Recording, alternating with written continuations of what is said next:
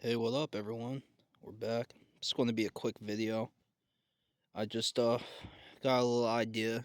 As some people might know, I like to play around and make knives, and I think I wanted to finally come up with like a simple knife design that I can replicate a lot of the time. I got two different ideas that I'm about to show you. I call it the snaggletooth after one of my deceased dogs, Eduardo. He was a puggle, and he used to always have this little snaggletooth that would always get in his way and get caught on shit. So this is kind of for him.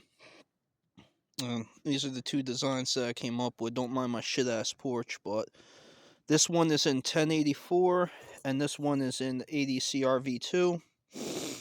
Um, this was the original, and then I transferred the original to another blank, and then that blank made this blank.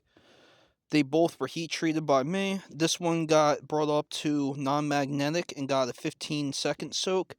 This one was brought up to non-magnetic and got about anywhere from, I think, about 30 to 40 seconds. I wasn't quite sure when it fully reached. I was messing around with shit that I shouldn't have been, but it didn't get overheated or anything.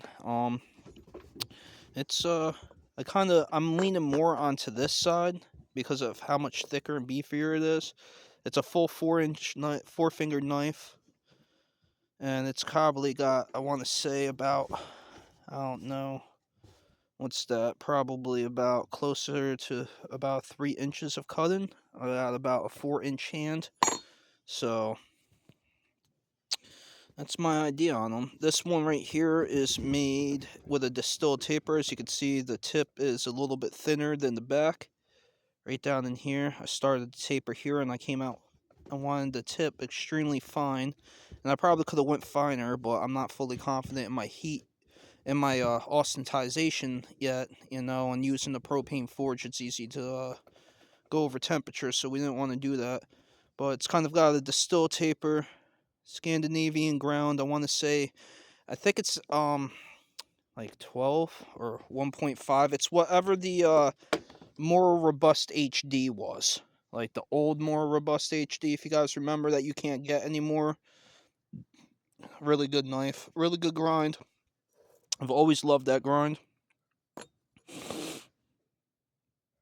As you can see here, we got a nice color on our heat treatment.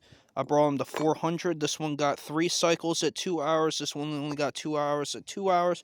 But this one got a triple normalization, while this one didn't receive a normalization at all. There was no normalization, so I did 3 tempers to help reduce some of the stress that's internally within it from the quench. And that's pretty much it. So the next video that I'm going to put out, I'm going to get them both to the same level of sharpness. And then we're going to test it out on which one I'm probably going to continue with working. I can tell you right now off the bat, this one is easier to heat treat. I mean, not heat treat, it's easier to austentize, and it's also easier to grind out. It works way easier than this was. But this one has extra stuff in it that this one doesn't have. I forget, I don't know if it's the chromium or the palladium or whatever the fuck it's called, but this one has something extra that turns into carbides. It's why it needs a bit of a time to soak. But with how small it is and how thin it is, anywhere from 30 seconds to a minute is plenty of soak time for that once it reaches non-magnetic uniform color. Uniform, not just reach non-magnetic. It has to be non-magnetic uniform, and then you start your time. And that's what I did with this. I didn't go over the heat. I didn't go under the heat. It was perfect the entire time. There was a video on it that I did. Sorry, the babies are getting nutty. A video on me quenching this one, and it went extremely well. It looks a bit brighter in video than what it was. It was like a bright cherry to dull orange, which is perfect for 80 CR because you want to get it up, I think, around like the 1500 range or some shit like that. But I've seen this heat treated to just where it came over non-magnetic. 80 CR is more forgiving than people think it is, but 1084 is way more forgiving than 80 CR. Anyway, I've been yakking your head off. This is like kind of like the base design prototypes of what I'm going off of, and I'm going to start comparing the two. And if this one keeps up just as much as this one does, I'm going to go with the 1084, even though this one will rust way faster than this. As far as my knowledge, I have 5160, 01, 1095, all of that. 80 CR is going to rust the least and be most resistant to rusting. That's at least from what I'm aware of for your basic carbon steels. Well, until next time, I'll catch you guys later. Peace.